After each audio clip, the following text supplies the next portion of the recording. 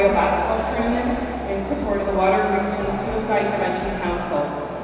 Trevor, Doug, and I are absolutely overwhelmed by the continued support of our family, friends, co-workers, the basketball community, and even complete strangers as we embark on the 4th annual tournament.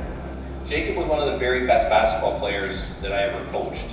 He was tough, athletic, smart, skilled, and it definitely helped that he was 6 feet 8 inches. But what really thrills me is what's happening today. Every one of us here today is part of what I honestly believe is now the most unique senior boys basketball tournament in Canada.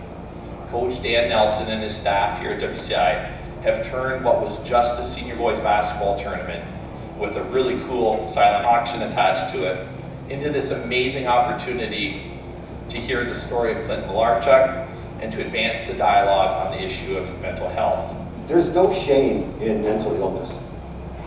If you're diabetic, is that shameful? It's a chemical imbalance. So is my mental illness. I don't produce enough serotonin.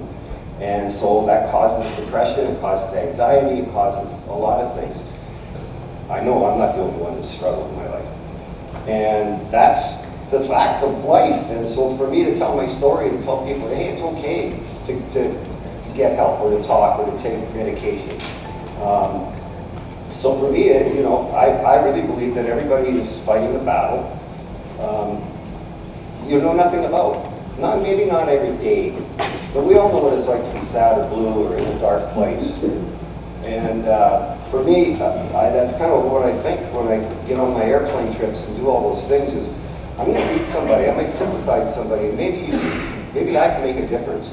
Maybe I can. We live in a society today that we get caught up in our own lives. We get caught up in the stresses that we deal with on our own on a daily basis.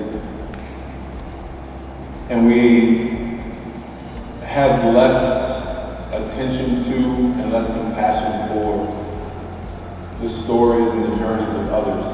I go into any situation with it in the front of my mind that whomever I'm speaking with or going through a situation with has their own struggle that they're dealing with, has something that was a challenge for them this day, this week, this month, this year.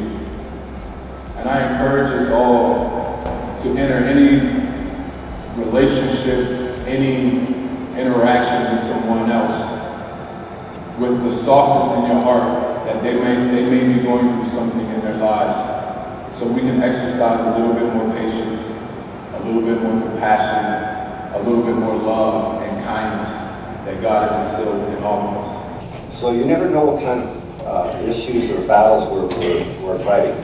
Be there for each other, lean on each other, but be honest with each other. And I know I had a hard time even loving myself. Love each other, but love yourself too. I want to thank you all for being here, and if you struggle, no shame, and you're certainly not alone. Certainly not alone. There's a lot of us, even in this room.